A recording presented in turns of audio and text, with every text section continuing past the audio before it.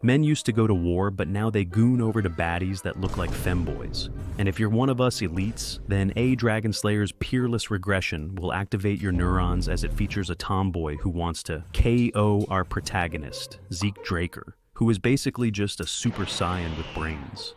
This story begins in the snowy mountains where a man known as the Northern Phantom is asked if he knows where the ancient relic is hidden. Despite being gravely injured, the Phantom asks if they really expect him to just hand out such information.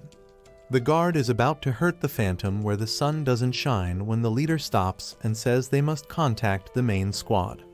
Once the contact is established, the leader tells the Phantom he's a relentless fool. He then asks him why someone like him is after the relish which the Emperor desires. The Phantom maintains his mysterious aura, while the NPCSS desire to hurt him grow by the second. Finally, a guard heads to torture the Phantom, who in retaliation bites the poop out of him and tells the guard he will not go down like that.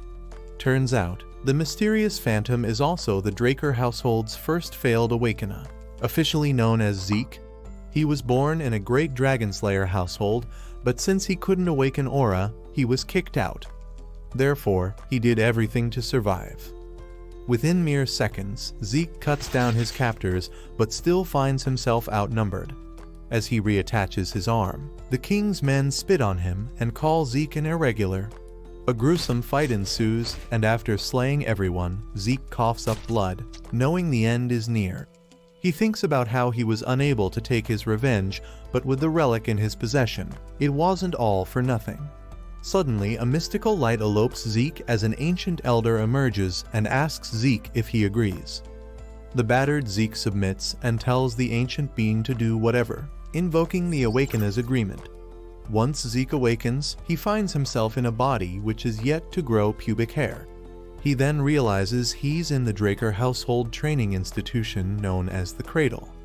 Known as one of the three great households, the Drakers gained their popularity when Terrican Draker slayed the evil dragon Bahamut thousands of years ago. After his passing, Terrican's bloodline was blessed with aura which helped them before knights. Yet Zeke was an anomaly as he couldn't do so. While chilling, Zeke hears a systems alert telling him the soul of the Awakener has been confirmed. Curious about this ordeal, Zeke opens the status window and learns he's a healer and someone who's blessed by the ancient dragon. However, this wasn't news to him as he had been a healer in his past life too. Within seconds, Zeke unlocks his ether hall and rejoices over knowing that he still has the knowledge and experience of the past. Now excited, Zeke tries to see what he has at his disposal when his servant, Decker, enters and reprimands him for not being ready. Confused, Zeke asks him what he means, which makes Decker enter his daddy aura. Zeke recalls how he had always been scared of Decker. Before his anxiety takes over, the system activates the skill, Composed Mind. While Zeke's nervousness disappears, Decker reiterates the event's importance. Zeke then realizes that Decker is talking about the evaluation test. For 5 years, the drawers would undergo a training system called the Cradle, where the instructors evaluate the incoming students through competitions of swordsmanship as well as combat of pancration without rules. The opponents would be chosen by the instructor, but there are occasions when the students would choose who they fight if both parties were to consent. However, since there are no rules, the fights can turn nasty, and since this competition decides the class of the students have no choice but to get bloody. The following day, Instructor Panmark tells the lads to get ready. The crowd notices Zeke and whispers about how he's shamelessly back after what he went through last year. Zeke ignores everyone as Pan asks students names Gotu and Aaron to fight. Once that fight is over and Aaron emerges victorious, Zeke thinks about how he used to be scared of the Cradle before. Pan then asks him to fight with Leon, who arrogantly asks him if he didn't get enough of him last year when Leon absolutely demolished him. In his old life, Zeke never met his siblings, but he had his cousins to bully him mercilessly. In present, Leon taunts Zeke for not learning his lesson. But with his mind-composed skill, Zeke doesn't give a fudge. Leon gets further aggressive until Zeke activates Critical Strike, which messes up Leon's face. Pan angrily tells Zeke he didn't tell him to fight yet, but Zeke says he must be eating crayons if he thinks anyone in the battlefield would blurt out, "Ready, set, go." Pan is taken aback while Leon asks him to just continue the fight so he can teach Zeke a lesson. Leon devises a strategy, but Zeke outsmarts him, which shocks him. Even Pan is surprised to see how Zeke managed to get out of Leon's grasp, as everyone was sure it was Leon's win. Zeke proceeds to beat the living daylights out of Leon, who is still talking smack about him. Feeling confident, Zeke activates a dual skill set, which allows him to teach Leon a lesson. Once he's done dealing with the Booger Eater, Zeke beckons the crowd to fight him if they have something to say. A boy named Jaken tells Zeke he wants to fight him. Zeke welcomes him, but tells Jaken he's boring, so he wants Liam to accompany him.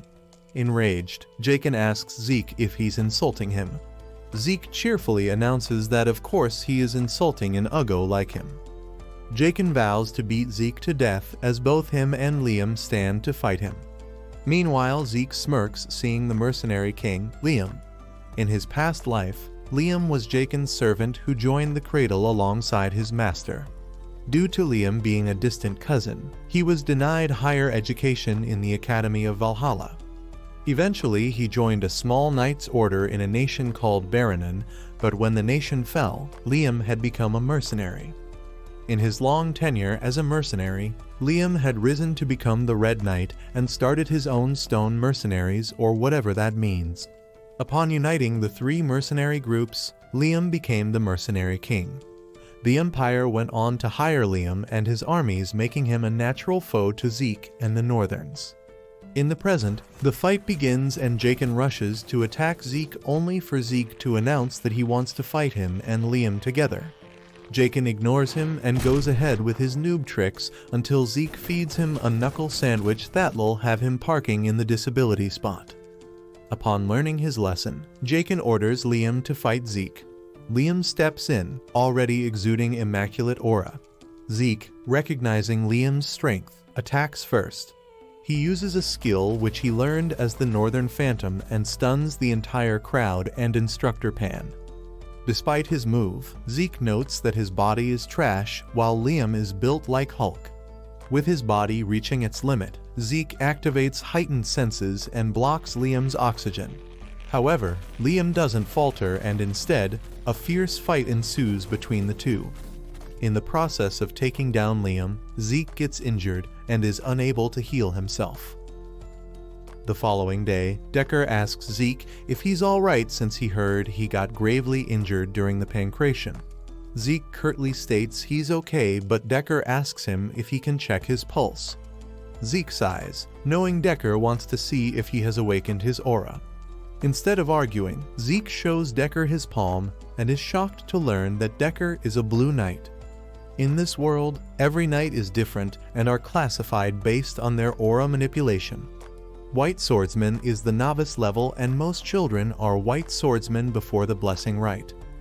Yellow Swordsman is the level when one awakens aura and has opened their Danshan.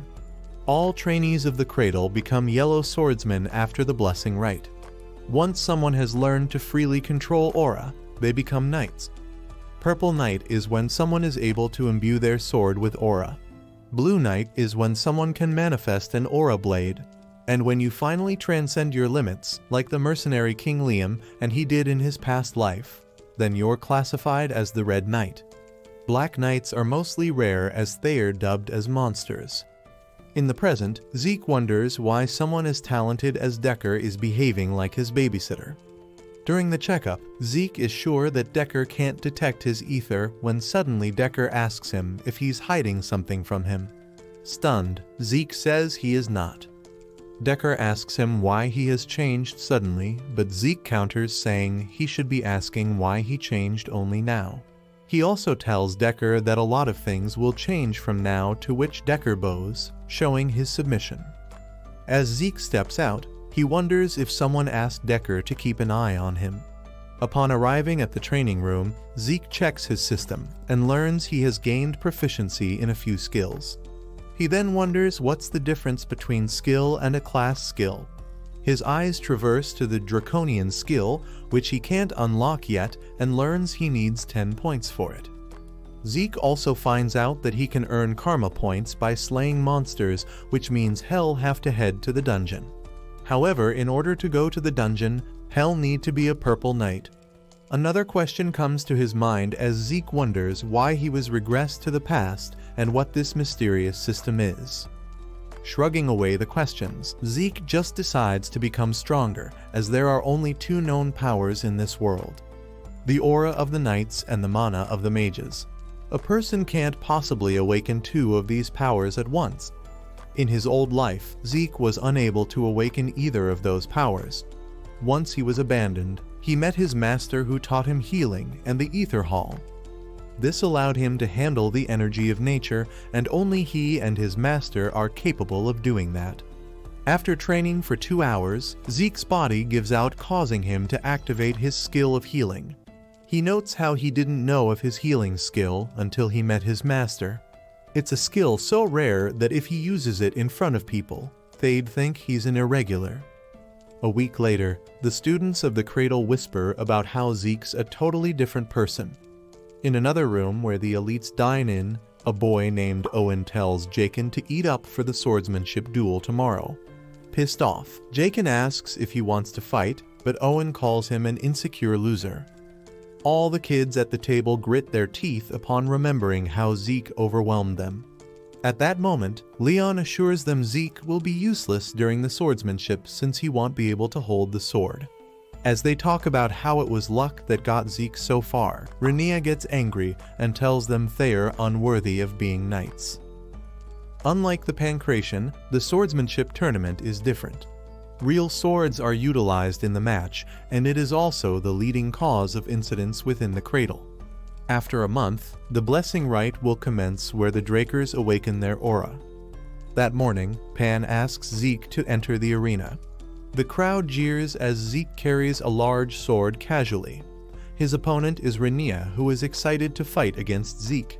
However, Rhaenyra quickly notices Zeke is different, as he was once barely able to hold a sword. Meanwhile, Zeke is slightly nervous facing the tomboy baddie who came to be known as the Lightning Knight during the Continental Wars. Rhaenyra was also famous for being able to awaken her aura before even going through the blessing rite. In the present, Pan signals for them to start the match. During the duel, Zeke notices that Rhaenyra is definitely better than what he expected. Meanwhile, the jealous cousins scream at Rhaenyra to just end Zeke's life subscription. Meanwhile, in the arena, Rhaenyra senses Zeke's shortcomings. She notices that just when she notices an opening, Zeke taunts her by closing that opening. However, upon closer look, Rhaenyra realizes that Zeke is trying to teach her the art of sword fighting. In the meantime, Zeke looks bored but assesses how Rhaenyra's honest with her sword, but this is exactly what's stopping her. Wanting to riz the baddie, Zeke helps her. As he sprints towards Rhaenyra, who tries to create distance between them so she can defeat Zeke. Within seconds, Rhaenyra is able to defeat Zeke, which shocks the entire crowd.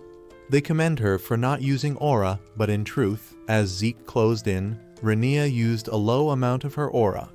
All of a sudden, Zeke punches Rhaenyra and tells her the match isn't over. However, the crowd jeers and tells Zeke he used cheap tactics in a sword fight. Rhaenyra regains her footing and tells Zeke she hasn't given up. However, recalling how Zeke punched her, Rhaenyra sighs and accepts defeat. Elsewhere, a town is engulfed in flames while 2 knights are seen drinking tea. The hot nerd asks the knight named Abel how he's so calm.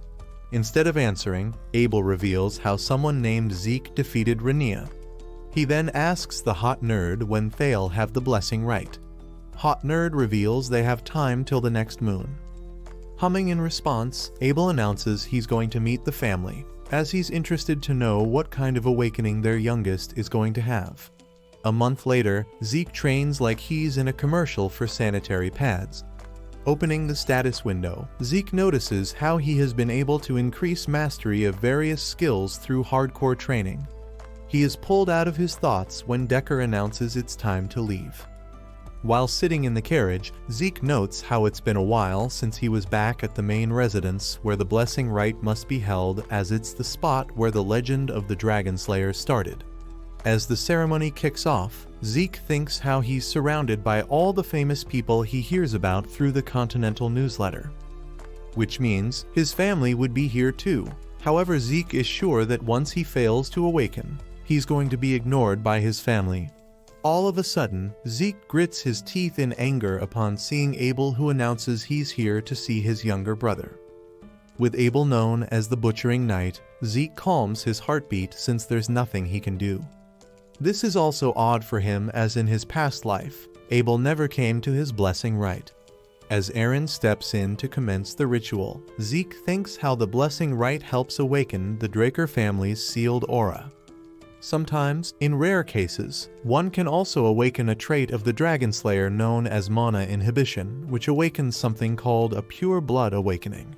As Renia awakens mana inhibition, Pan asks someone to get them gloves, as someone with mana inhibition can't live an ordinary life without these special gloves.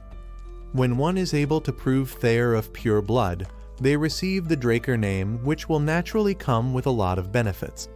Once it's Zeke's turn, everyone looks at him with anticipation. In his past life, he was given the shameful title. However, everything is different this time. Not only can Zeke heal, he can manipulate ether, but moreover, he didn't give up and surrender.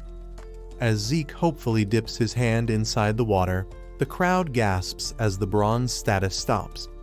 Seeing history repeat itself, Zeke realizes he shouldn't have hoped things would change. The crowd whisper among themselves how, despite having the blood of the family head, it wasn't enough. Just when Zeke shrugs away the pain, the system notifies him that necessary information was delayed. Another message pops up, this time informing Zeke that he has unlocked a rare class. Suddenly, the hall glows with red light as the crowd realize that Zeke has awakened pure blood awakening. Everyone gasps upon learning that Zeke is starting off as red. Meanwhile, the system informs him that he is in the unique class known as Immortal. The crowd murmurs upon seeing a flash of golden light. They wonder if what Zeke awakened was even pure blood awakening. Meanwhile, Zeke finds himself at odds as he wonders what he should say. Abel swoops in and casually tells the crowd to chill, as they should be happy about getting 2 pure blood awakenings in one batch. Knowing it's Abel, the crowd quickly changes their tone and labels the event as a blessing. Abel then orders someone to bring Zeke the gloves. Once Zeke receives the special gloves, he thinks about whether it's wise to take help from Abel. Once the blessing rite is concluded, Pan tells them there'll be a celebration ceremony soon. However, since Zeke is a Sigma, now he heads out to find a training room. Suddenly, he hears his name, and upon turning out, he's surprised to find Abel asking him why he's leaving the party. Zeke wonders why Abel is making contact with him, as he congratulates him for awakening pure blood. Abel tries to shake his hand, and Zeke fakes a smile so his hospitality doesn't show. However, in the end, Zeke refuses to shake Abel's hand. Abel casually says that it's okay, as he'll just feel happy by seeing his face. At the party, everyone talks about Zeke and his golden light, which has never happened before. Meanwhile, the devil in question returns home and wonders about how all pure blood awakenings have the ability of mana inhibition. Confused about everything, Zeke opens the status window and learns that he doesn't have mana inhibition, but something else called mana reflection. Upon further inspection, he learns that mana reflection can create a distorted field to nullify nearby mana. He also finds out that previously his class was Rare Healer, but now he's Unique Immortal. His head begins to pound as Zeke thinks about how everyone had a normal awakening, while Renia had a pure blood awakening. He also recalls the system telling him how the classification terminal lost information. This makes Zeke wonder if the system was referring to the bronze statue. In conclusion, the system took over the bronze statue so that it would appear as if Zeke had a pure blood awakening. In Terrakin's time, the bronze statue was used to identify a person's class, but now it's only used to see if someone awakened or not. Zeke also learns that he now has 100 karma points. He uses them to see his draconian skills, which consist of Dragon Eyes, Might of the Dragon, and Devour. However, Zeke thinks that his skill of Devour would turn him into Gorlock the Destroyer, so he only unlocks the other two skills. Wanting to test his skill, Zeke uses Dragon Eyes and realizes he can see the statue in the garden very clearly. It also allows Zeke to retain useful information on the materials used for the objects around his mansion. All of a sudden, Zeke's body grows heavy. While he rests, his body begins to heal on its own, and Zeke finds out that all his old skills have turned into passive skills. Wanting to test this new crap, Zeke roleplays as an emo girl. Moments later, the gash heals itself, surprising Zeke. He smiles confidently, knowing he's going to finish his studies in 2 years thanks to his upgrades. Known as the greatest academy for knights, the Draker Academy is a place where all the young knights wish to go. As Zeke takes a stroll on the campus, he notices how the children from rich families have already established their authority. In this academy, there are 3 families with the most influence: the Turun family, the Zimmons, and the Vardek. However, since Zeke is a purebred Draker, he walks straight to the Platinum Mansion. Since he and Rania awaken Pure Blood Awakening, they will get to have an entire floor to themselves. Upon arriving at his room, a servant informs Zeke that Decker is here for him. When he meets Decker, Zeke receives a new set of gloves which he likes. However, he tells Decker that he wants to get a new sword too. Decker announces he'll go look for a smithy, but Zeke tells him he already has someone in mind and hands him a chit. Decker takes a look and reads the name of a Galleon halberd. Before heading out, Decker tells Zeke to read the necessary documents for his semester. All of a sudden, a servant informs Zeke he has received a dinner invite from Rania. Hoping to get his shrimp blown, Zeke agrees. Upon arrival, Zeke awkwardly asks if he's facing the Mexican cartel. Rania apologizes for his family's peculiar behavior, which Zeke accepts. As he settles down, he notices Rania controlling her aura with lightning, which makes him wonder if she is aiming for the position of Purple Knight. The dinner takes longer as Rania is unlike other girls and cleans multiple plates. She then tells Zeke to accept the Turun family's support. Zeke, however, reminds Rania that he's a pure blood awakener, but Rania clarifies he's misunderstood something. They might receive privileges, but they don't receive benefits in terms of growth. She further mentions how he'll need an instructor to guide him through this journey, or he'll be left behind. Rania brings up Abel and states that even though he is a Black Knight, in his academy days, he receives support from his maternal family, the Zimmons. And since he's not getting support from the Zimmons, the patriarch of the Turun family wishes to offer support. Zeke flatly tells Rania no, which tickles her funny bone. She reminds Zeke this is a good deal, but Zeke insists on not getting any additional support.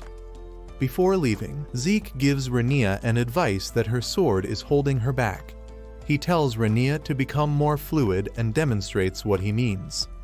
As Zeke disappears, Rania becomes frustrated over knowing Zeke is telling the truth and that she needs to worry less about traditions of her family.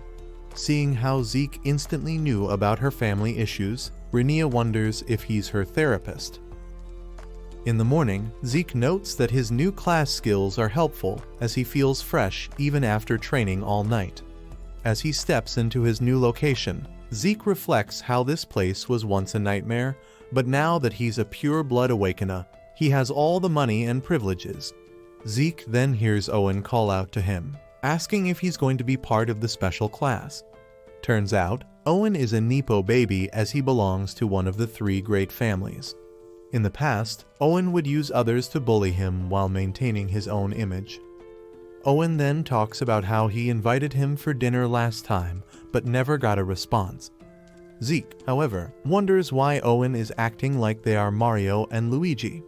When Owen asks him again why he didn't reply, Zeke tells him to stop acting like an only child. A buff dude menacingly tells Zeke to stop being rude to Master Owen, but Zeke casually asks him why he cares. The boy asks him if he really doesn't know him. In response, Zeke walks away by telling the guy to stay in his limits. All of a sudden, Zeke is struck by the boy, making him realize that the special class knows how to manipulate basic aura. The boy then says he is known as Durbin the Mighty here. As Durbin gets in a fighting stance, Zeke calls him a leaking diarrhea and swiftly punches his large intestine. With Durbin out cold, Zeke asks if anyone else wants a face-off. Owen glares at him and walks off with his lint liquors. The Draker Academy happens to be split in two classes. The normal class, where even if you lack talent, you must overcome it with strict efforts. Then there's the special class where students can choose their subjects as they please. Now in his class, Zeke notices that he's just surrounded by the alumni of the Cradle. The teacher quiets everyone, welcoming Command-in-Chief, Dean Draker, who everyone knows as the war hero. However, Zeke knows that Dean leaked information to the enemy to ensure his survival. Unfortunately, it just happened to throw the enemy in chaos and Dean got lucky. Zeke grumbles, knowing it was Dean who got him kicked out of the academy in his old life. Upon being kicked out and abandoned by the family, Zeke was then sold off to slavery. Yet this time, Zeke makes up his mind to level the scale. Later on, the special class arrives in the arena where they are to be taught the basics of dragon slaying. Zeke cringes upon remembering how in his old life, it took him 2 years learning the basics when he should have been able to learn it in 2 months. Andre Draker, also known as the Rose Knight, steps in, announcing he'll be teaching them the basics. While all his classmates wonder who Andre is, Zeke knows that Andre was the youngest graduate despite not being a full-blood Awakener. Therefore, under special circumstances, Andre received the Draker name. When Andre sees Zeke's sword, he asks him to step into the arena. He then tells Zeke that he's supposed to pick a sword that's suitable for his body. Zeke sighs, knowing it's time to act like a smarty pants, and tells Andre he can easily beat him with his sword. Accepting the challenge, Andre tells Zeke that if his sword manages to touch his body, then hell not only forgive him for his impudence, but he can also quit the dragon-slaying basic class. As Andre pulls up his sword, he assures Zeke he won't use his aura against him. Zeke just smirks, knowing he knows the way to beat Andre. However, he thinks about Abel, knowing he's been keeping an eye on him, and realizes it'd be unwise to garner attention. In the end, Zeke reaches the conclusion of just grazing Andre's clothes and losing. As both contestants face each other, they equally acknowledge each other's strength, while the onlookers realize how powerful and official Knight is. Meanwhile, Andre internally thinks about how he's practically losing to Zeke just because he's pure blood.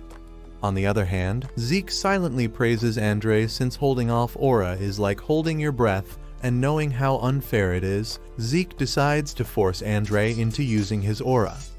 Activating swift steps, Zeke bamboozles Andre, who wonders how a rookie knows a move like that.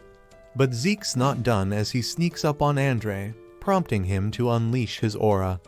Zeke smirks and pretends to collapse, while Andre announces that he doesn't need to attend the class anymore. Later in the infirmary, Zeke praises himself for putting on a show. He deliberately failed to graze his clothes, but forced Andre to use his aura, which made the instructor acknowledge his ability. He later reflects on Andre's move, Sky Slice, and reaches the conclusion that while a Blue Knight is strong, he can easily take on one. However, this thought doesn't appease him, as Zeke realizes that in order to leave an unrestricted life, he must have monstrous power. Just when he's planning on world dominion, a drunkard appears and asks Zeke if he's Arthur's youngest.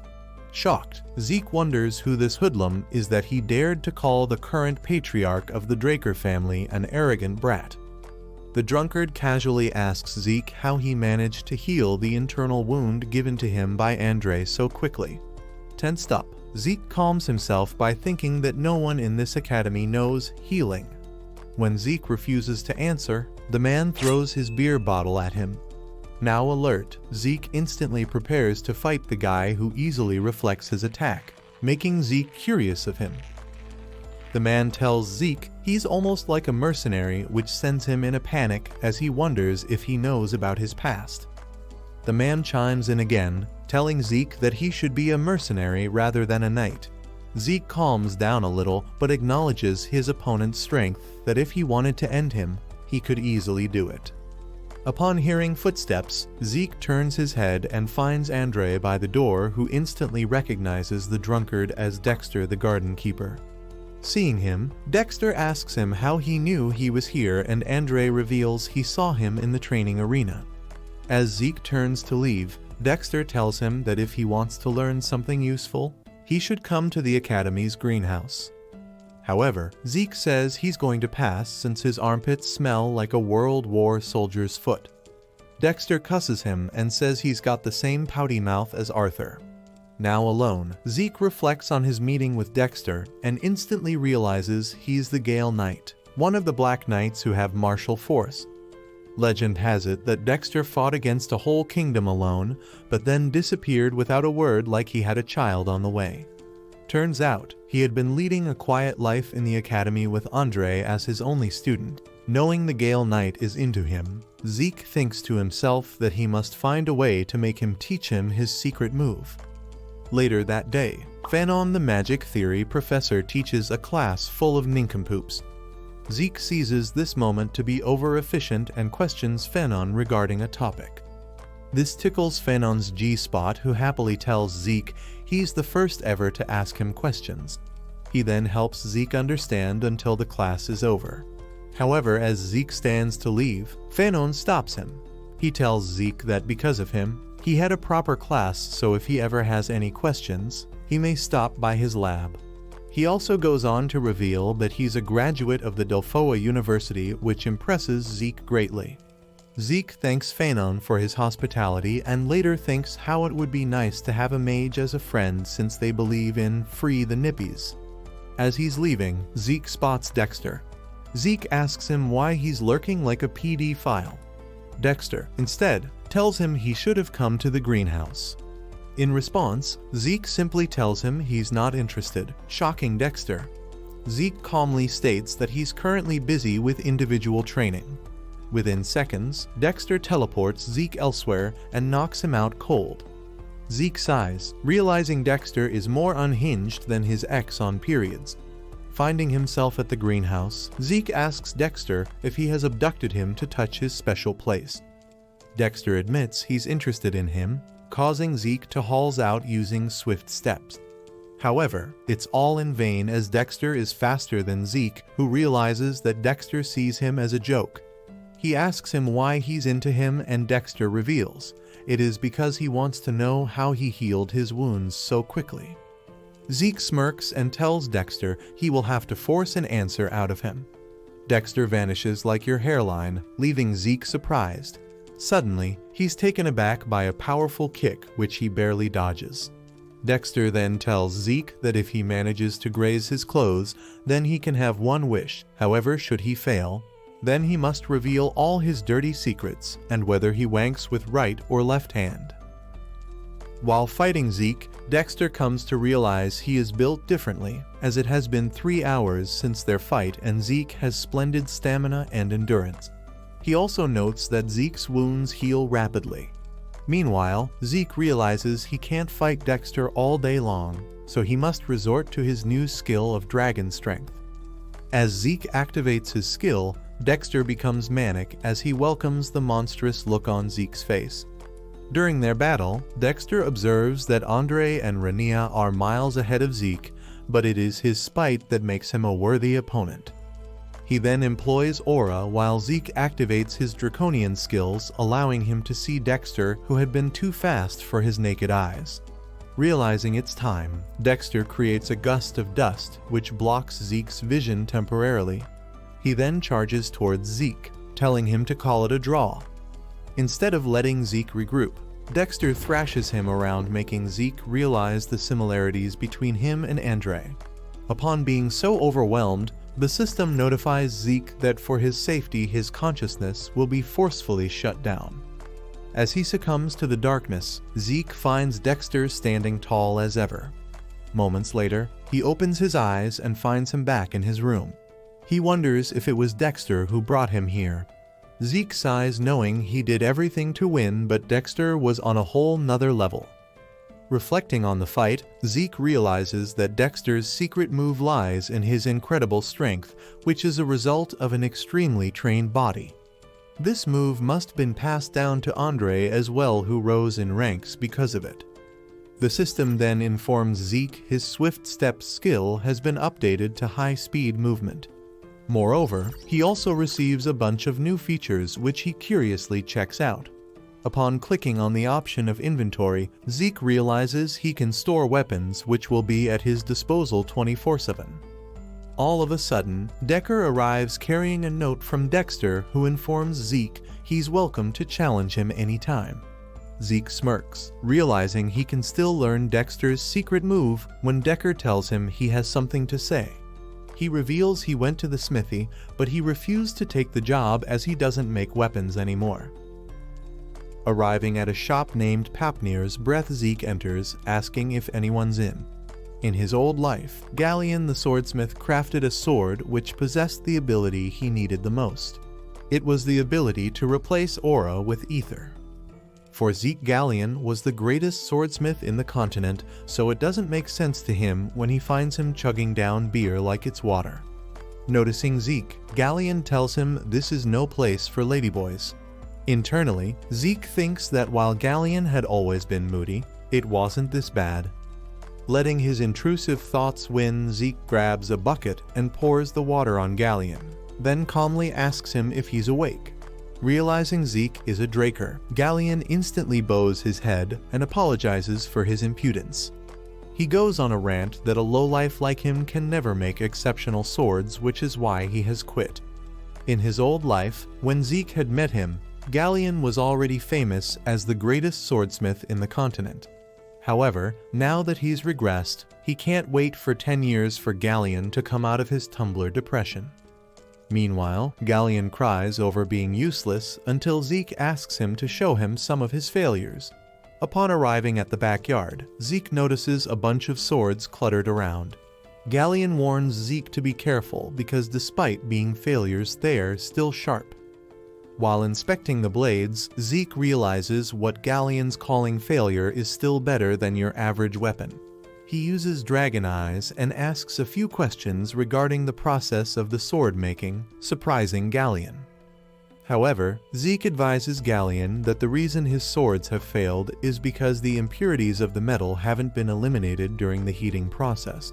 Impressed by Zeke's keenness, Galleon shows him a blueprint which Zeke recognizes as a blueprint of a magic brazier, as he had revealed this to him in his old life. Zeke smiles and tells Galleon that using this blueprint his weapons would come out perfect. When he asks Galleon why he's not starting his project, the smithy reveals that it'll cost him 10,000 gold coins, which he can't afford. Zeke realizes that's crazy money until Galleon tells him that since he's a Draker and a pure blood awakener at that, if he can help him, then he'll create his commissions for free. Zeke thinks about it, knowing that it'll be hard for him to garner that amount despite being a pure blood awakener. A light bulb goes off in his head and he tells Galleon he'll help him out as he knows a mage who can assist them. Returning to the academy, Zeke recalls how Phenon has done a major in design of mana energy laws. As he steps into the building, Zeke witnesses Liam getting bullied by Leon, who is basically taking out his anger on this kid because he can no longer hurt Zeke that happens to be miles ahead of him. Zeke calls out Leon, asking him if he has found himself a new Panada. He then dangerously tells everyone to bow or face the consequences. Leon taunts Zeke for growing a head like Humpty Dumpty, but he shuts him up by telling him to kneel. Leon shudders upon seeing Zeke for the first time. This makes him wonder what Sigma Male podcast did this guy listen to, because just months ago he used to beg him for mercy. Gritting his teeth in anger, Leon asks Zeke how he got this audacity and orders his goons to beat him up. Zeke just tells them not to blame him when things turn bad for them. One by one, Zeke takes down all of Leon's goons without breaking a sweat. Seeing this, Leon realizes he's not the same Zeke that he used to bully. Meanwhile, Zeke tells Leon to lock in because he's about to get a whooping of the century. Leon trembles with fear and tells Zeke he's going to cut him down if he comes closer. Zeke reminds Leon that since he took his sword out in the training arena, he's now liable to fight him for the sake of honor, and this battle will end with one of them dead. Zeke turns to Liam and tells him he's going to witness this when suddenly Leon falls to his knees and begs for his life. However, at that moment, Zeke recalls the torment he endured at the hands of Leon and raises his sword to strike him. He tells Leon that he's going to take his ear as a payback. While Leon tweaks out, Zeke tells him that if he reattaches his ear, then hell come for his head. As Leon falls unconscious, Liam asks Zeke why he helped him out. Zeke proudly states that he was helping himself out. Later on, Zeke meets with Fanon and shows him the blueprint. Upon studying it, Fanon states that while the idea isn't impossible, it'll take 15 years to make the core. However, if they go another route and not make the core, then they'll need a high compression monostone. Zeke is stunned by this, as a compression monostone is an ancient artifact that can no longer be made with modern technology. Fanon tells Zeke he's correct, but he can try finding the artifacts in the ruins, however it'll be a perilous journey. Moreover, they'll need 3,000 gold coins. Zeke becomes frustrated as he can't wait 15 years for his weapon, because if anyone finds out he can't use aura, he'll be kicked out. Suddenly, Zeke gets an idea, and he tells Fanon to look after the blueprint until he's back.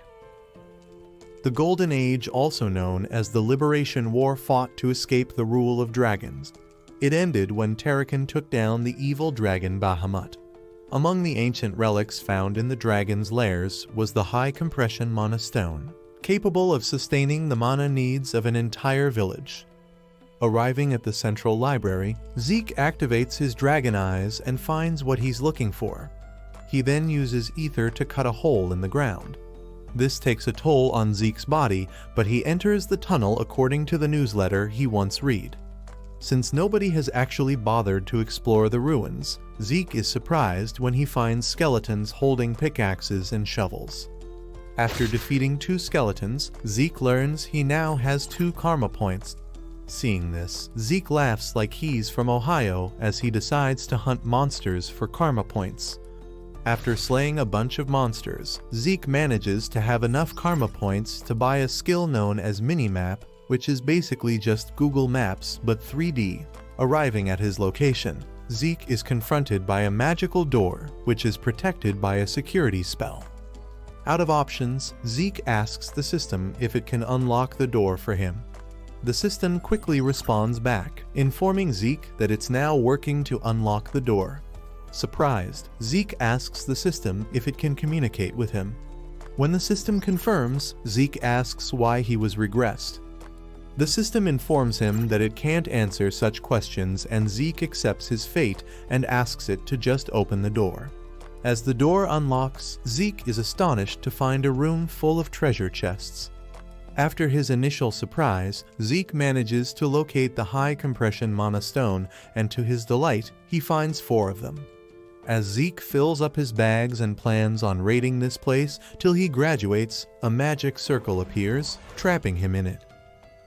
Suddenly, Zeke is teleported elsewhere, and he quickly asks the system to reveal the location. The system then informs him he's at the home of the Dragonslayer. Gazing around, Zeke finds a bunch of coffins. He opens mini-maps and discovers he's not far from where he was. However, he reaches the conclusion that this room may have never been explored by anyone before. Pretty psyched about this, Zeke opens a coffin and finds an armor. The system informs him that he has found exclusive dragon slaying equipment. When he notices a hole in the armor, Zeke gets the idea of placing the mana battery inside it. However, his grand plan goes south as the system informs him about an explosion waiting to happen. After poking around, Zeke comes across a large glass cube. Using the system, Zeke learns the cube is where Bahamut's heart has been kept. Suddenly, Zeke hears a voice, and the system quickly informs him that the heart of the dragon is now in correspondence with the system. A menacing voice tells Zeke how hell annihilate them all. Things suddenly turn south as the system shows Zeke he's now facing Terrakin's test, which involves in drafting the strong curse from Bahamut's heart. As Zeke's eyes turn black and he hears Boku no Pico's opening song in his head, he goes berserk and hits his head against the wall to make it stop. Zeke maintains a strong mental fortitude which makes him victorious against the curse. As a reward, Zeke is given Bahamut's heart. The system then tells Zeke he's about to absorb the heart now, and suddenly Zeke experiences a female climax. As Bahamut's heart pours an insane amount of mana in Zeke's body, he realizes he has no circles to absorb them, therefore he activates ether to cover the mana. Once it's over, Zeke finds a dragon seal etched on his stomach. The system informs him that his body has now been changed. He also notices other updates, but what catches his eye is the system asking him if he'd like to open Terrakin's other gift. Returning to his floor, Zeke checks out his status window and discovers a lot of new stuff. He also sees a second status window regarding Terrakin's library. When Zeke tries to access that, the system tells him he needs to go to a location where an information update is possible.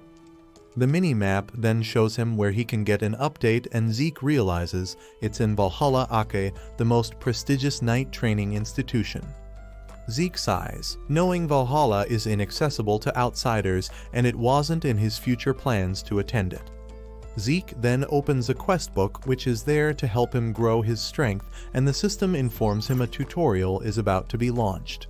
Within seconds, Zeke finds himself in another dimension where he sees an orc.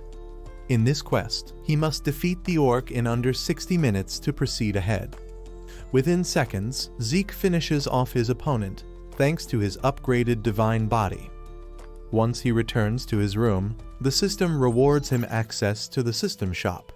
As Zeke browses around the shop like the rich ant, he finds rare relics at a cheap price. Once he's done, Zeke unclenches his bum cheeks and realizes it's been a long day. The next day, Zeke brings the high compression mana stone to Fanon, who tells Zeke he's impressed by the fact he managed to get an ancient relic. However, Zeke smirks knowing Fanon is suspicious of him. However, since he has no proof, Fanon just helps Zeke with his project. Once it's done, they arrive at Galleon's place. Fanon leaves while Galleon is psyched to try out the magic brazier. Zeke then shows Galleon a dragon fang and asks him to turn it into a sword. While Galleon is in awe, Zeke smiles as this happened to be Terrakin's second gift. Galleon, now greatly impressed, vouches to Zeke that he'll complete his sword. As Zeke returns to his room, he thinks about how it has been a week since he received Dexter's invitation. Speaking of the devil, Dexter appears by his door like an unemployed ghost, asking Zeke why he didn't show up. Seeing the murderous rage in Dexter's eyes, Zeke taunts him that he just didn't want to see him. Within moments, Zeke finds himself flying in the air, making him realize that he'll perish before he has the time to heal. Dexter appears and grabs him by the throat. Before Zeke can call him daddy, Dexter tells him he has 5 seconds to tell him the truth. Zeke just smirks as Dexter starts the countdown. Zeke tells Dexter that he hasn't even revealed his true identity to him, causing him to let go of his throat. Instead of becoming a pancake, Zeke finds himself back in his room, while Dexter reveals that he was once a Black Knight. When he also states that he's the Duke, Zeke, who already knew everything, feigns an apology for disrespecting him. As Dexter turns to leave, Zeke probes him to talk about why he's no longer a Black Knight until Dexter curtly tells him to drop it. Zeke understands the warning signal and tells Dexter that since he told him the truth, he'll do the same. However, Dexter states that he's sure he already knew who he was, which means he wants to be his official apprentice. Zeke confirms this, and Dexter quickly accepts him as his apprentice. Thinking it was easy, Zeke bows down to Dexter, who knows Zeke is just being cheesy for the giggles. However, Zeke asks him why he accepted him as an apprentice when he was famous for not accepting any students. Andre had hounded him for years until Dexter caved and made him his apprentice. Remembering all this, Zeke becomes confident that Dexter must think he's fine as hell. Meanwhile, Dexter asks him to guess and Zeke confidently says that it's because he's a genius, making Dexter sigh as he states he would have chosen Rania instead of him if it was about the brains. He then reveals that he liked his tenacity. Once all has been said, Dexter takes Zeke to the gym underneath the greenhouse, which makes him wonder if Dexter is about to make him a star of a murder documentary. Hours later, Zeke questions why he's really here as Dexter has been making him run for 3 hours. Dexter suddenly asks him to stop. Before he has a chance to regroup, Dexter grabs his hand and tries to check his pulse. However, Zeke quickly creates a distance between them, making Dexter wonder why he has a problem with him checking his pulse. He then point-blankly asks Zeke if he doesn't have aura. Dexter goes on to state that he saw the bronze statue and the golden light that emitted from it, but if he truly has aura, he should let him check his pulse. Zeke sighs, realizing there's no point in lying, and takes off his gloves. He tells Dexter that he definitely has mana reflection, which is a proof of his pure blood, yet for some reason, he can't use aura. While Dexter is shocked, Zeke pretends to cry and tells his master that he's scared he won't be accepted by the uptighty Draker pricks. Seeing the waterwork, Dexter realizes that Zeke is still a child. After a lot of thinking, Dexter tells Zeke he's an irregular. Despite knowing what he means, Zeke innocently asks Dexter what is an irregular. Dexter reveals an irregular is someone who is born with anomalies and can do cool stuff like peek into the future or can use mana and aura both. However, this is why he should keep his irregularity a secret, as irregulars aren't treated well. Quite pleased by Dexter's explanation, Zeke asks if it means he can't live up to his expectations. Dexter smiles and says that his Gale arts require no aura. After revealing that Gale arts require a well-trained body, Dexter proceeds to show Zeke a demonstration. Once he's seen it, Zeke tries to mimic his master's movements. Seeing Zeke copy his move, Dexter wonders what the hell happened in a week that made Zeke so light on his feet.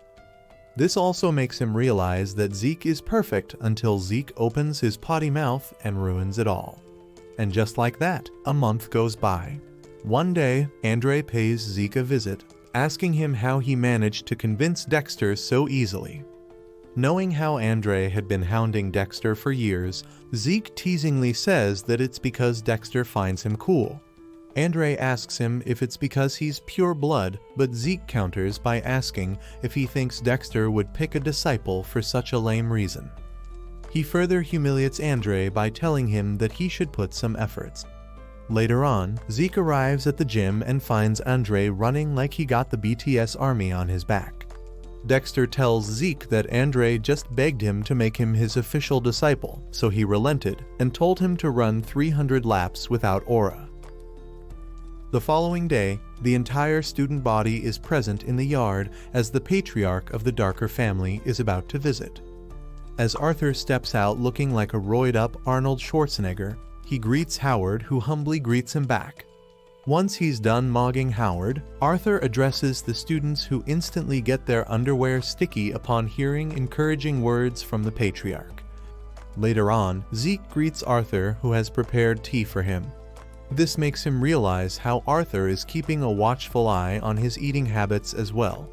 Arthur then brings up how he's under Dexter's wing and asks Zeke what his goal is. Instead of beating around the bush, Zeke states he wants to become the strongest man on the continent so he can live freely.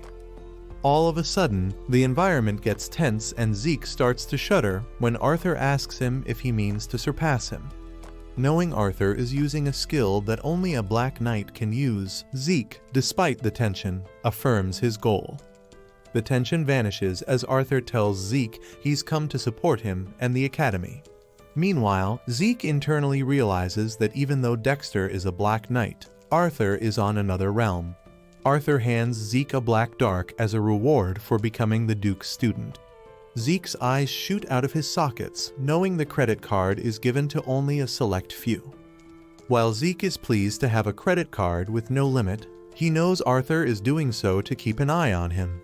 Once Zeke leaves, Dexter appears and calls Arthur poopy for being an absent father. Arthur calmly reminds him he's the head and has other duties to do. They share a drink as they talk about how the Emperor has gone crazy in search of immortality. From outside, Zeke uses a skill that allows him to eavesdrop on Arthur and Dexter's conversation. He hears all about how the Emperor might be searching for something related to the Elder Dragon. Arthur also states that it's entirely possible the Emperor has already located it, as the Black Knights believe the relic is in the northern continent. Dexter grumbles and states how the Emperor has been engulfing the whole continent in war in his greed, and now he's after immortality, which will likely cause another war. Arthur tells Dexter that he has to go to the north, which shocks Dexter, who counters that it's not wise to leave his seat now. Before Zeke can hear more, the skill takes a toll on his body. However, he thinks about the possibility that the relic he had in the past could be the one the Emperor is after. On the other side, Arthur and Dexter part ways. However, Arthur silently stands by the door while Zeke is riddled with questions about the relic and if it's really connected to immortality. The door suddenly swings open, but luckily, Zeke manages to escape before he's caught.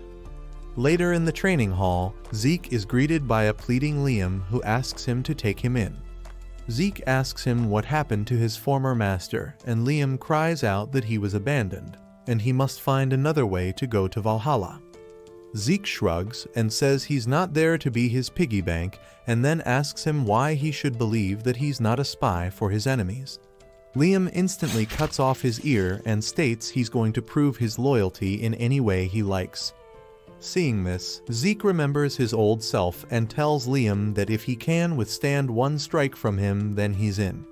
After getting all patched up, Liam faces Zeke and quickly realizes just how formidable he is. Meanwhile, Zeke calls him pathetic. As Zeke turns to leave, he realizes that it's highly possible that Liam will get kicked out and his knighthood would fall apart. Liam begs Zeke, asking for another chance. Zeke, being a sadist, tells Liam that he'll give him a chance, but he must cut off his wanking hand. In truth, this was all a ploy to get Liam to give up on his dreams and die. However, to his surprise, Liam picks up a sword, ready to live on government disability benefits. Before Liam could do that, Zeke swiftly takes away the sword and calls Liam a crazy brat, but tells him he's in. Later in his private mess hall, Zeke patches up Liam's ear and asks him why is going to Valhalla more important than his life.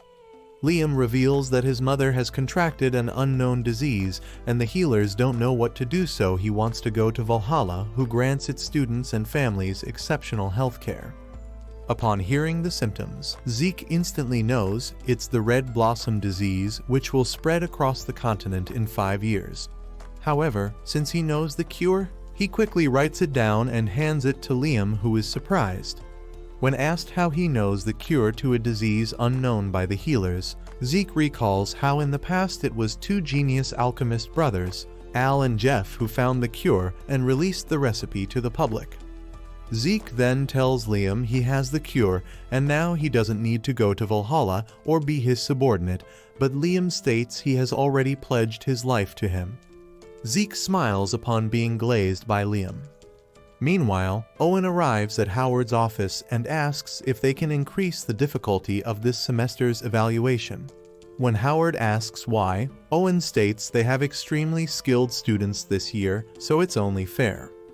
Howard tells Owen that he's a true Simmons and that he'll consider it. Once Owen leaves, Howard thinks about how Owen is doing all this to get rid of Zeke. On the day of the evaluation test, the students are told to form teams of 2, and they must escape the dungeon within a limited time. As Liam and Zeke enter the dungeon, Zeke thinks it'll be a piece of cake as the test is taken in a controlled environment and there'll be no great danger. Bringing back the heads of defeated monsters earns bonus points. However, the most important part of the test is to escape within the time frame. It has been 16 hours since Zeke and Liam entered the dungeon. While Liam goes to rest, Zeke stays up, reflecting upon how he stayed up for 3 days once. However, this time, Zeke finds himself mentally fatigued, so he closes his eyes for a bit. In his subconscious, he sees a nightmare causing him to wake up. He suddenly hears the sound of bells causing him to alert Liam. Zeke sniffs sulfur in the air and realizes it's a Tier 3 danger class monster known as hellhounds. In his old life, there weren't such advanced monsters. As the tension rises, Zeke quickly realizes this must be the Zimmons' doing. Turns out it wasn't a hellhound, but a troll, and despite its monstrous strength, Zeke takes it down and tells Liam to collect its head. The system pops up, informing Zeke of a quest which involves taking down 100 monsters. The reward is attaining crazy karma points and 2 mystery boxes which psyches Zeke up. And despite knowing about the scheming Zimmons and the ongoing test, Zeke decides to juggle everything. The 2 young knights take down multiple monsters, and eventually they have 50 minutes remaining till the quest and the evaluation test ends. All of a sudden, Zeke notices something amiss and yells at Liam to drop the collecting bag and flee. However, when he realizes his warning won't be enough, Zeke rushes to shield Liam. The dungeon worm reveals itself, and Zeke tells Liam that he has to pull up his weight for this one, as this monster is quite a formidable challenge. Cursing the Zimmons, Zeke unleashes his wrath on the stomach bug, while Liam tries to help him out by coating his sword in anesthetic, which makes the worm sluggish. Zeke internally praises Liam for his quick-witted idea and tells him to wait for his signal to strike. Once they are both ready, Zeke signals Liam, and they both manage to cut the worm in 2. By taking down the dungeon worm, Zeke completes the quest and earns 780 karma points. Do you think Rania will fall for Zeke's charms? If so, comment, love tomboys, and if you like such videos, subscribe for more.